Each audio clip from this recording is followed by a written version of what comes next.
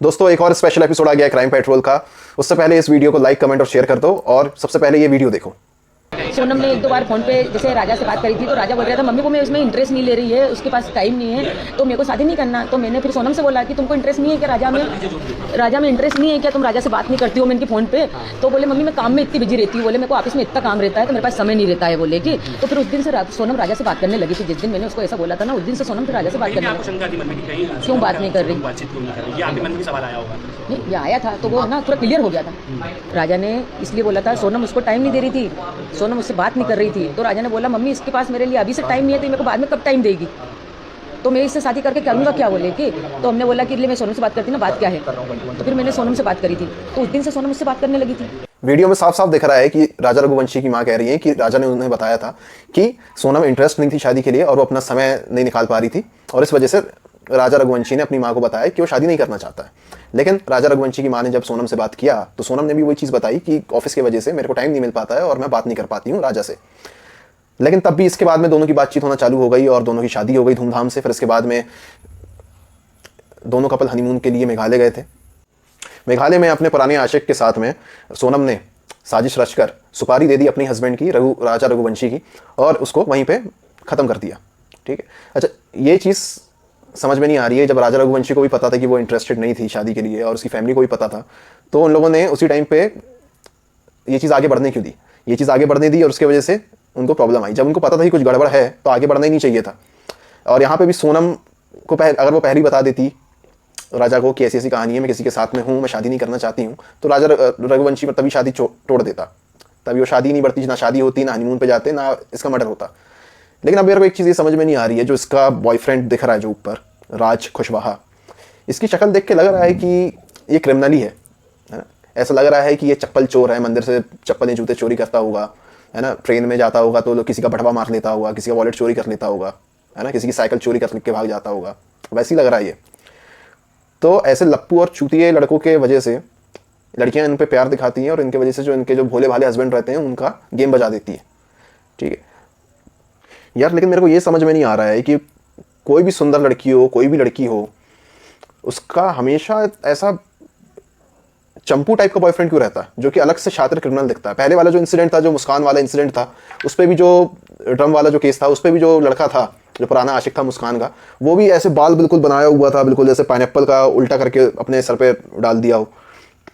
अलग से चोर दिख रहा है, अलग से क्रिमिनल दिख रहा है। ऐसा दिख रहा है कि विमल राशि के बहुत बड़े कंज्यूमर हैं। ऐसे टाइप के लोगों से लड़कियां कैसे सेट हो जाती हैं?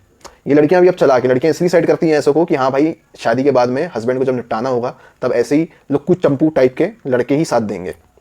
और इतनी पावर रहती है इनके प्यार में कि भाई इनको दिखता नहीं है कि हाँ भाई सामने वाला एक अलग से क्रिमिनल दिख रहा है, खुंशी दिख रहा है।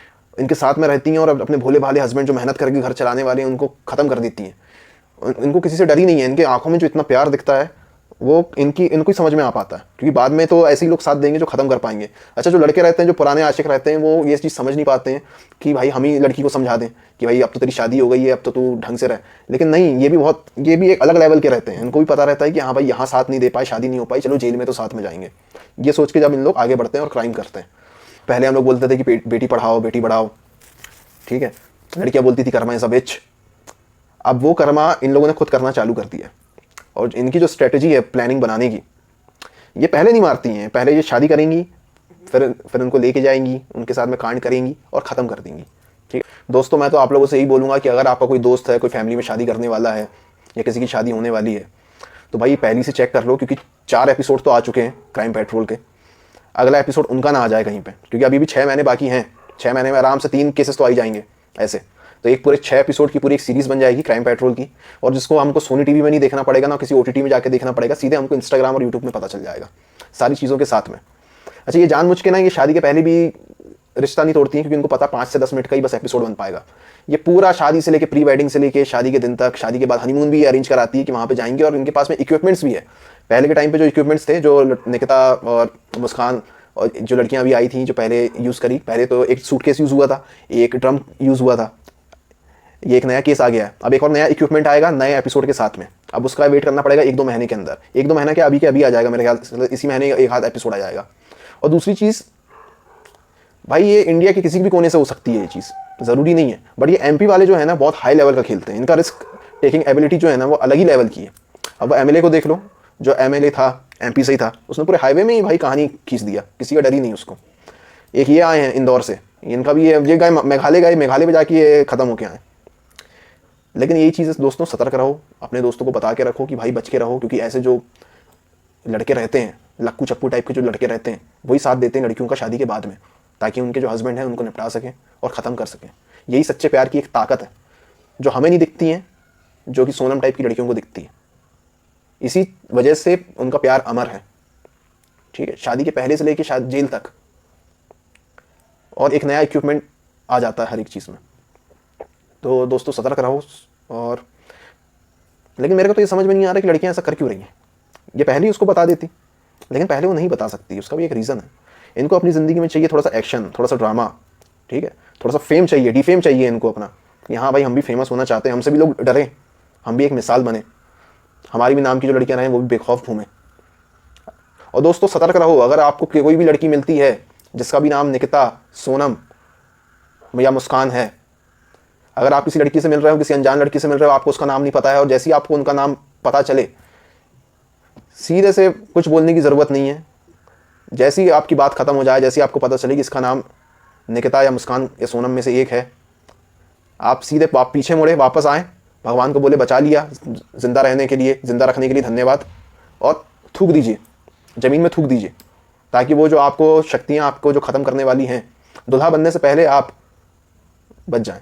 कम से कम ज़िंदा रहोगे तो घूम फिर तो पाओगे, चलो बदनामी तो नहीं होगी, किसी लड़की ने मार दी, किसी औरत ने ख़त्म कर दिया आपको।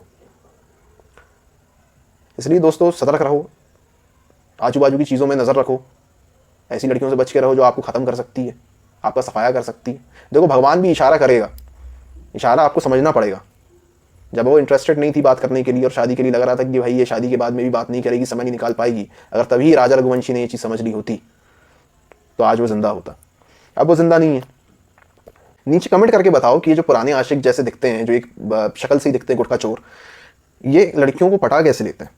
नीचे कमेंट करके मेंशन करो सारी चीज़ें कि ऐसी क्या ज़रूरत पड़ती है इनको कि, और लड़कियां इनका साथ भी देती है, ठीक है, शादी के पहले से मरने तक और मरने के बाद जेल तक, ये ऐसा क्या सपोर्ट सिस्टम है इनका जो इतना साथ दे जाता है इनको। ये सारी चीज़ें आप मेंशन करके बताइए दोस्तों।